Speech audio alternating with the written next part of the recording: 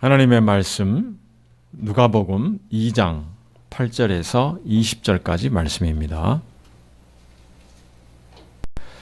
네, 제가 화면에 있는 말씀 봉독하겠습니다. 그 지경에 목자들이 밖에서 밤에 자기 양떼를 지키더니 주의 사자가 곁에 서고 주의 영광이 저희를 두루 비추매 크게 무서워하는지라. 천사가 이르되 무서워 말라. 보라, 내가 온 백성에게 미칠 큰 기쁨의 좋은 소식을 너희에게 전하노라. 오늘날 다윗의 동네에 너희를 위하여 구주가 나셨으니 곧 그리스도 주시니라. 너희가 가서 강보에서여 그 위에 누인 아기를 보리니 이것이 너희에게 표적이니라 하더니 호련히 허다한 천군이 그 천사와 함께 있어 하나님을 찬송하여 가로되 지극히 높은 곳에서는 하나님께 영광이요 땅에서는 기뻐하심을 입은 사람들 중에 평화로다 하니라. 천사들이 떠나 하늘로 올라가니 목자가 서로 말하되 이제 베들레헴까지 가서 주께서 우리에게 알리신 바 이 이루어진 일을 보자 하고 빨리 가서 마리아와 요셉과 그의 누인 아기를 찾아서 보고 천사가 자기들에게 이 아기에 대하여 말한 것을 고하니 듣는 자가 다 목자의 말하는 일을 기이 여기되 마리아는 이 모든 말을 마음에 지키어 생각하니라. 목자가 자기들에게 이르던 바와 같이 듣고 본 그 모든 것을 인하여 하나님께 영광을 돌리고 찬송하며 돌아가니라. 아멘. 기도하겠습니다. 하나님 아버지 은혜를 감사합니다. 오늘도 하나님께서 저희에게 말씀하여 주시기를 원하고 기도합니다. 하나님, 이 시간에 저희의 심령 가운데 하나님의 살아있는 말씀을 새겨주시고 그 말씀을 깨달아 알 수 있도록 은혜 베풀어 주옵소서.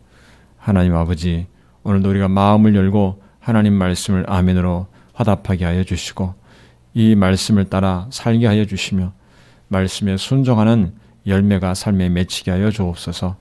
이 시간 성령께서 충만히 임재하여 주옵소서. 예수 그리스도의 이름으로 기도하옵나이다. 아멘. 오늘 본문은 우리가 성탄절 또는 이 성탄주일에 많이 설교하고 또 듣는 그런 성경 본문입니다. 우리가 누가복음을 말씀을 살펴보고 있는데 그래서 잘 아는 본문이기 때문에 많이 들었고 그래서 이 본문은 좀 건너뛰고 다른 본문을 지나야 되지 않을까 하는 생각을 했었습니다. 그런데 예수님이 탄생하신 이 가장 귀하고 기쁜 소식, 이 말씀이기에 우리가 다시 한번 그 말씀을 마음에 새겨야 된다는 그 부담이 강하게 들었습니다. 여러분도 이미 다 아는 말씀이지만 다시 한번 새로운 마음으로 이 말씀을 대하실 수 있기를 바랍니다. 앞서 누가복음 1장에서 하나님께서 사가랴에게 천사를 보내셨고 세례 요한의 탄생에 대하여 미리 알려주신 그런 사건이 있었습니다. 메시아, 그리스도가 오실 길을 예비하는 이 요한이 탄생하는 과정에 하나님께서 특별하게 간섭하시고 인도하신 것을 우리가 살펴보았습니다. 그 모든 사건들은 더 중요한 것에 앞서 일어나는 예비적인 사건들입니다. 결국 예수님의 탄생에 초점이 모아져 있는 것입니다. 오늘 본문 말씀이 증거하는 예수님의 탄생이 없다면 그 예비적인 사건들은 아무 의미가 없는 것입니다. 예수님이 탄생하신 이 사건은 하나님께서 얼마나 신실하신가, 얼마나 성실하시고 긍휼이 많으신 분인가를 말해주고 있습니다. 우리를 구원하시기 위해서 하나님께서는 약속하신 예수 그리스도 구세주를 이 땅에 보내신 것입니다. 그 중요하고 역사적인 이 밤에 어떤 일이 일어나는가 누가는 자세하게 묘사하고 있습니다. 이 누가는 예수님의 탄생하신 일이 하나님께서 하나님의 말씀을 이루는 과정으로 진행되었다는 것을 기록하고 있습니다.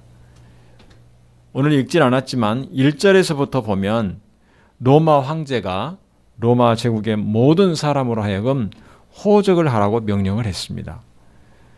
이것은 세금을 걷기 위한 목적으로 실시하는 인구 조사로 보입니다.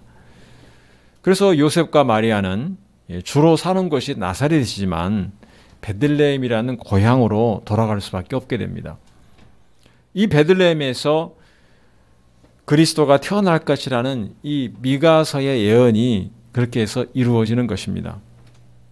미가서 5장 2절을 보면 베들레헴 에브라다야 너는 유다 족속 중에 작을지라도 이스라엘을 다스릴 자가 네게서 내게로 나올 것이라. 그의 근본은 상고의 태초이니라. 베들레헴에서 이스라엘을 다스릴 왕이 태어날 것이다. 이 예언이 미가를 통해서 이미 구약에 예언이 되어 있습니다. 그의 근본은 상고의 태초이니라. 하나님께서 보내신 것임을 알 수가 있습니다. 이 하나님의 말씀을 이루시기 위해서 역사적인 사건들 배후에서 하나님께서 다스리시고 인도하시는 것을 알 수가 있는 것입니다. 이 예수 그리스도의 탄생은 하나님의 성실하심과 하나님의 열심으로 이루어진 사건입니다. 온 인류의 구원의 길이 열린 것입니다. 성경에 있는 많은 사건과 말씀들은 크게 두 가지로 나누어집니다. 바로 예수님의 탄생 이전과 예수님의 탄생 이후로 나누어집니다. 세계 역사도 BC와 AD로 나누죠. 예수님 탄생 전과 예수님 탄생 후. 그러나 성경의 많은 말씀도 마찬가지입니다. 하나님께서 아담의 범죄로 인한 인간의 타락과 그 피할 수 없는 심판에서 우리를 구원하시기 위해서 예수님을 보내시려는 계획이 창세기에 이미 기록이 되어 있습니다. 다시 한번 살펴보겠습니다. 창세기 3장 15절 말씀을 한번 찾아보겠습니다. 네, 15절 말씀 같이 한번 읽겠습니다. 내가 너로 여자와 원수가 되게 하고 내 후손도 여자의 후손과 원수가 되게 하리니 여자의 후손은 내 머리를 상하게 할 것이요 너는 그의 발꿈치를 상하게 할 것이니라 하시고. 여기서 여자의 후손은 메시아 예수 그리스도를 의미합니다. 그의 발꿈치를 상하게 하는 것은 예수님이 십자가에 못 박히시고 죽으신 것을 의미하고 있습니다. 그러나 예수님은 우리의 죄의 대가인 이 죽음을 이기시고 승리하십니다. 사단에 대해서 결정적인 승리를 거두십니다. 이것이 바로 사단의 머리를 상하게 하는 것입니다. 사단은 하나님의 말씀대로 예수님이 이 땅에 오시는 것을 막으려고 했습니다. 자기의 머리를 상하게 하는, 자기를 결정적으로 자기를 패배하게 만드는 예수님이 이 땅에 오시는 것을 막으려고 했습니다. 그러나 하나님께서는 모든 이 방해를 뚫고 예수님을 이 땅에 보내십니다. 다윗의 자손으로 예수님을 보내시겠다는 하나님의 약속이 이루어지는 것이 위기에 처하는 순간도 있었습니다. 남유다와 북이스라엘로 나누어진 이스라엘 역사 속에서 유다의 여호람 왕이 죽고 그 뒤를 이어서 아하시야가 왕이 됩니다. 그런데 아하시야가 얼마 되지 않아서 죽게 됩니다. 이 아하시야 왕 때에 실질적으로 통치권을 행사하던 이 아하시야 왕의 어머니 아달랴, 이 아달랴는 북이스라엘의 악한 왕이죠. 아합과 이세벨의 딸입니다. 이 아달랴가 아들이 죽는 것을 보고 그 손자들, 그러니까 아들의 자식들이죠. 손자들을 모두 죽이라는 명령을 내립니다. 자신이 통치하려고. 그렇게 되면 이 다윗 왕의 자손으로 이어지던 대가 끊기는 그런 위기가 발생을 합니다. 하나님께서 다윗의 자손으로 예수 그리스도 보내신다고 하셨는데 그 대가 끊기는 위기가 발생을 했습니다. 하나님의 약속이 무산될 위기가 처한 것입니다. 그런데 하나님께서 지켜주심으로 그 위기에서 가장 어린 왕자인 요아스가 살아납니다. 아하시야 왕의 누이인 여호세밧이 요아스를 성전에 6년간 숨겨서 죽임을 당하지 않게 했습니다. 그래서 마태복음에 보면 아브라함과 다윗의 자손 예수님의 족보가 나오고 있습니다. 이스라엘은 망하였지만 하나님께서는 아브라함과 다윗의 자손으로 예수님을 보내셨다는 것을 족보를 통해서 기록을 하고 있습니다. 하나님께서 지키신 것입니다. 그리고 예수님이 탄생한 이후에도 위기가 찾아옵니다. 헤롯이 유대를 다스리고 있었는데 유대인의 왕이 태어났다는 말을 듣고 죽이려고 한 것입니다. 마태복음 2장에 나와 있는 말씀입니다. 그래서 요셉은 주의 사자의 지시를 통해서 미리 애굽으로 피신하게 되고 베들레헴과 근방에 그 2살 아래의 아기들이 죽임을 당하게 됩니다. 하나님께서 열심과 성실하심으로 역사를 움직여 가시고 다스리셔서 결국 예수님을 이 땅에 보내신 것입니다. 이스라엘 백성은 하나님 백성으로 택함을 입었지만 하나님 말씀에 순종하지 않아서 결국은 망하였습니다. 이스라엘 백성은 실패하였지만 하나님은 실패하지 않으신 것입니다. 그래서 새 언약을 주시고 이 새 언약을 성취하실 영원한 왕이신 메시아를 보내시기로 하셨고 그분이 바로 예수 그리스도인 것입니다. 하나님께서 회복하게 하시겠다는 그 약속이 일부 이루어지는 사건이 바로 포로로 잡혀갔던 유다 백성들이 70년 만에 예루살렘으로 다시 돌아오는 그러한 일이 있었습니다. 예루살렘으로 다시 와서 무너진 성벽을 다시 수리하고 성전을 다시 건축하고 하나님께 봉헌하는 놀라운 감격도 있었습니다. 그러나 하나님께서 선지자들을 통해서 이사야 또 다니엘 또 미가 예레미야 모든 선지자들을 통해서 약속하신 이 완전한 회복은 바로 예수를 그리스도를 통해서 결국 성취가 되는 것입니다. 그렇기 때문에 구약의 모든 사건들, 모든 하나님의 약속의 말씀들이 이루어지는 것은 바로 예수 그리스도의 오심에 달려있는 것입니다.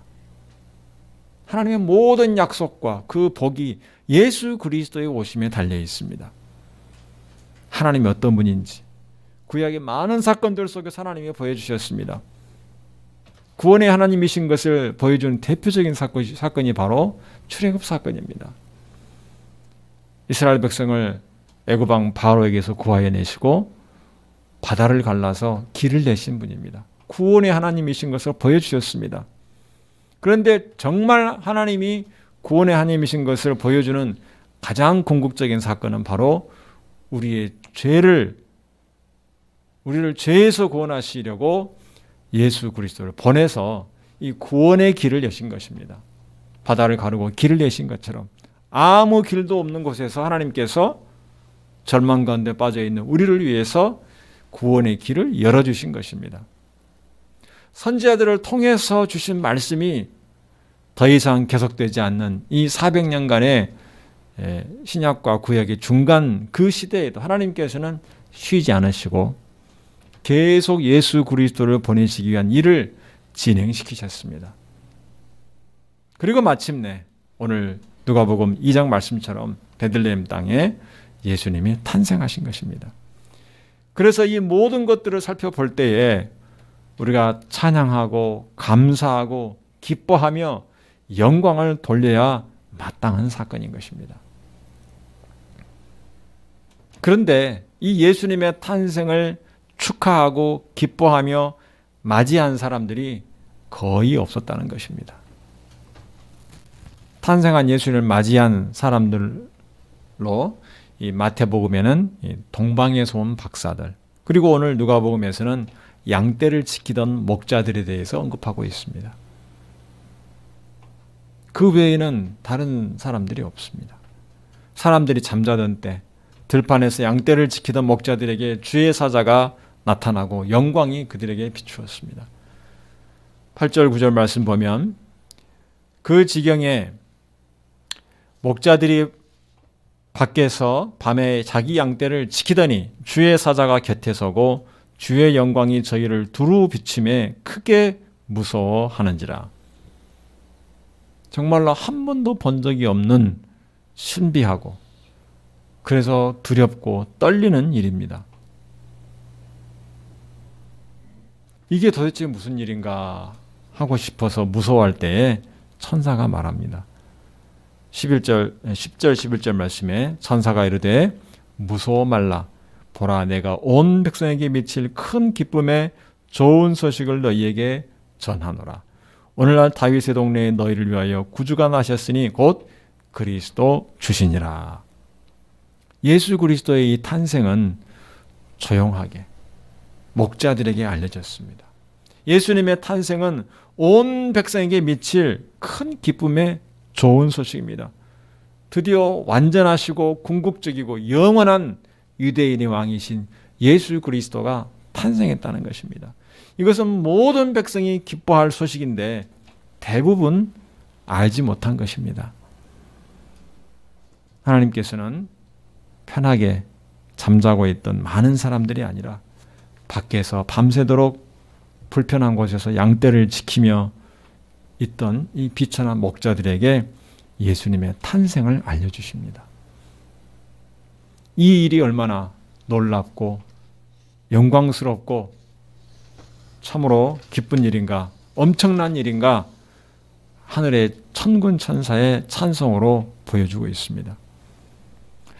13절, 14절 말씀 보면 호련히 허다한 천군이 그 천사와 함께 있어 하나님을 찬송하여 가로되 지극히 높은 곳에서는 하나님께 영광이요 땅에서는 기뻐하심을 입은 사람들 중에 평화로다 하니라. 이 찬송이야말로 예수님 탄생의 영광스러움을 제대로 보여주는 것입니다. 이것이 얼마나 영광스러운 일인가. 목자들은 이 영광스러운 광경을 목격을 하였습니다. 그리고 그들이 사람들에게 알려서 그 증거를 통해서 알려졌고 이 누가복음을 통해서 우리에게도 알려진 것입니다. 하나님께서 예수님을 이 세상에 보낸 것을 얼마나 하나님께서 기뻐하시고 얼마나 하나님께서 영광을 받으셨는가, 이것을 분명하고 확실하게 알려주신 것입니다. 하나님께서 이것을 감추신 것은 아닙니다. 사람들이 맞이할 준비가 되어 있지 않았습니다. 이미 미가 선지자의 예언을 통해서 베들레헴의 메시아 탄생이 예언되었지만, 유대인의 왕이 나실 것이다 예언되었지만 사람들은 맞이할 준비를 하지 않았습니다. 그런데 어느 날 하나님께서 예수 그리스도를 보내신 것입니다. 예수님이 탄생했는데 오히려 예수님을 죽이려는 시도까지도 있었습니다. 그러나 예수님은 결국 이 세상에 인간으로 태어나셨습니다. 가장 기뻐하고 축하할 소식입니다. 목자들이 이 소식을 듣고 베들레헴에 가보기로 합니다. 목자들은 마리아와 요셉과 구유에 누인 아기를 찾아왔습니다. 천사들이 전해준 그 말과 하늘에서 천군 천사의 찬송하던 놀라운 광경을 전해줍니다. 그 말을 들은 사람들은 모두 기이하게 여기고 참으로 하나님께 영광을 돌립니다.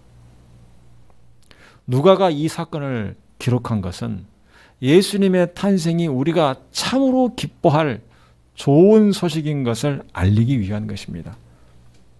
이처럼 하나님께서 기뻐하시고 영광을 받으신 일이다, 우리에게 알려주신 것입니다. 그래서 우리가 이 말씀을 대할 때마다, 여러분이 이 말씀을 대할 때마다 여러분 마음에 이 천군 천사의 찬송이 들리길 바랍니다. 그 마음으로 이 말씀을 늘 대하시기 바랍니다. 하나님이 예수님의 탄생을 얼마나 기뻐하시고 그것을 통해서 영광을 받으셨는가, 우리가 날마다 이 말씀을 대할 때마다 기억을 해야 됩니다. 지극히 높은 곳에서는 하나님께 영광이요 땅에서는 기뻐하심을 입은 사람들 중에 평화로다. 이 찬송이 계속 울려 퍼졌던 그 밤을 여러분 기억하시기 바랍니다. 성도 여러분, 우리는 예수님을 마음에 영접해야 마땅합니다. 초라한 구유에 비록 누우셨지만 영광의 왕이시고 우리를 구원할 성자 하나님이십니다. 예수님의 탄생은 우리가 기뻐하고 영광과 찬송과 감사를 영원히 돌려야 마땅한 일입니다. 하나님께서 지극히 크신 긍휼과 은혜를 베풀어 주신 것이고 성실과 열심으로 마침내 이루어내신 일인 것입니다. 죄의 어둠과 그늘에 앉아있는 우리에게 돋는 해처럼 햇볕을 비추신 그 사건입니다. 죄에서 벗어나 의롭게 되고 하나님 나라의 백성이 되고 하나님 나라의 또 하나님의 자녀가 되는 길을 열어주신 그 사건이 바로 예수님이 탄생하신 사건입니다. 우리는 영원토록 영광을 돌리고 감사해야 마땅합니다. 예수님의 탄생의 이 말씀 새로운 마음으로 늘 대하고 여러분 마음에 기쁨이 충만하기를 원합니다. 아무 느낌도 없이 그저 무덤덤하게 이 말씀을 대한다면 하나님 앞에 크게 부끄러워해야 마땅할 것입니다. 예수님이 이 땅에 오시지 않았다면 저와 여러분은 아무 소망이 없는 것입니다. 아무 소망이 없습니다. 온 마음과 온 힘과 정성을 다해서 이것을 찬양하고 영광을 돌려야 마땅한 것입니다. 예수님 탄생은 큰 기쁨의 좋은 소식입니다. 복된 소식입니다. 우리는 그 소식을 전하는 증인들입니다. 이 시대에 그 소식을 전하는 증인들입니다. 여러분의 말로써, 여러분의 삶으로써 예수님을 드러내고 증거해야 마땅합니다.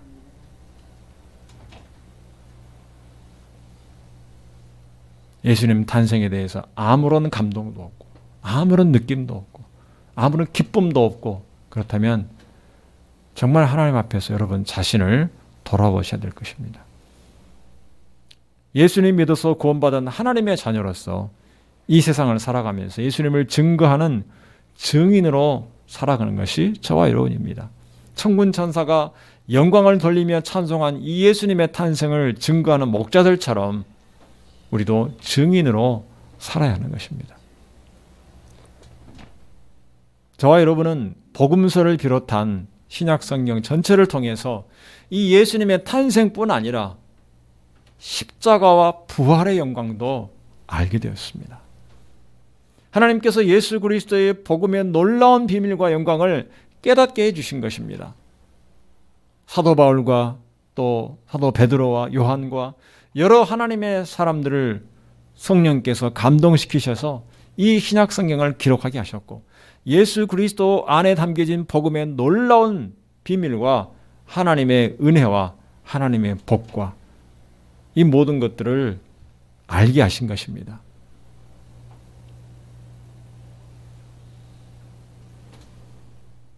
여러분 베드로전서 2장 9절 한번 찾아보겠습니다. 같이 한번 읽겠습니다.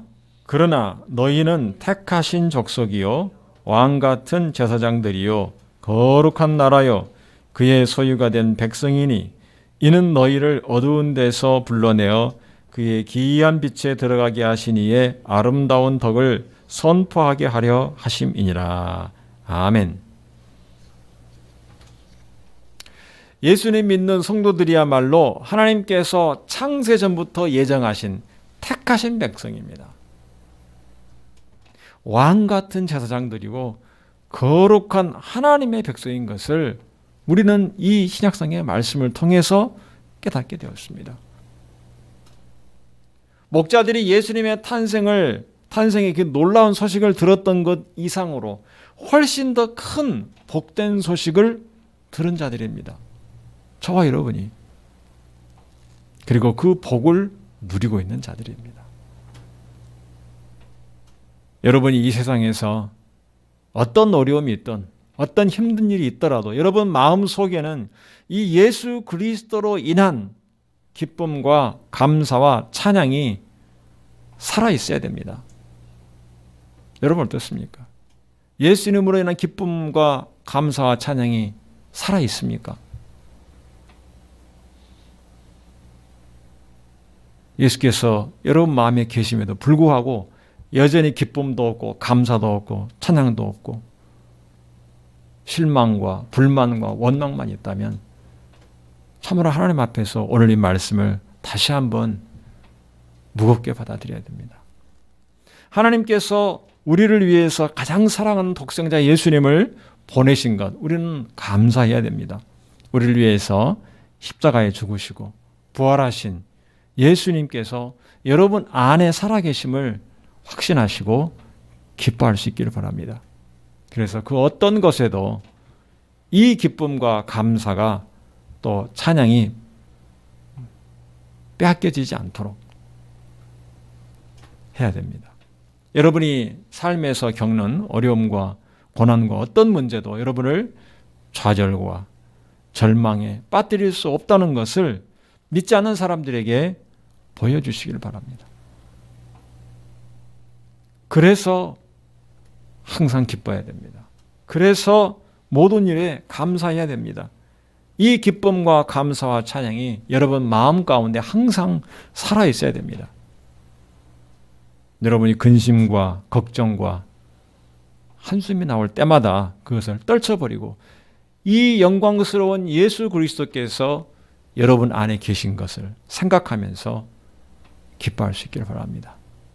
자기 아들을 아끼지 않으시고 내어주신 그 하나님의 사랑이 여러분을 붙들고 계심을 믿으시기 바랍니다. 하나님께서 예수님을 보내시고 또 여러분을 하여금 예수님 믿는 믿음을 주신 것을 감사해야 됩니다. 믿어지지 않는 사람들이 많습니다.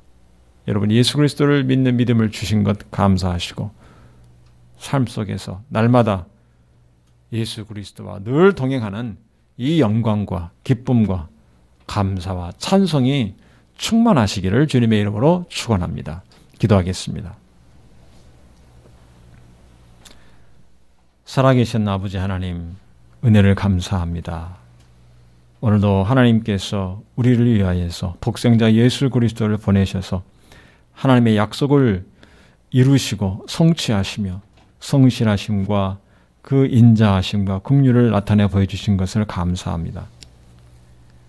하나님 아버지, 오늘도 우리가 이 예수님 탄생의 말씀을 들을 때마다 하늘에서 울려 퍼졌던 그 천군 천사의 찬송이 우리 마음 가운데도 충만하기를 원합니다. 예수님의 탄생의 말씀을 듣고도 우리 마음이 냉랭하여지고 아무 느낌과 감사와 기쁨도 없다면 참으로 하나님 앞에 심히 부끄러운 것을 알게 하여 주시고 우리에게 주신 귀한 은혜와 복을 더욱더 확신하며 더욱더 하나님께 감사하게 하여 주옵소서.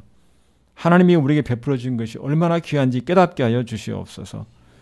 우리 마음에 늘 기쁨과 감사가 넘치게 하시고 찬양이 넘치게 하여 주옵소서. 우리 삶 속에서 만나는 어려움과 근심과 걱정거리들 때문에 이 예수 그리스도로 인한 기쁨을 빼앗기지 않게 하여 주시옵시고 하나님께서 예수 그리스도 안에서 우리에게 주신 귀한 복들을 충만히 누리게 하여 주시옵소서. 우리의 삶 속에 예수님과 함께하는 이 기쁨과 감사가 찬송이 늘 충만케 하여 주시옵소서. 예수 그리스도 이름으로 기도하옵나이다. 아멘.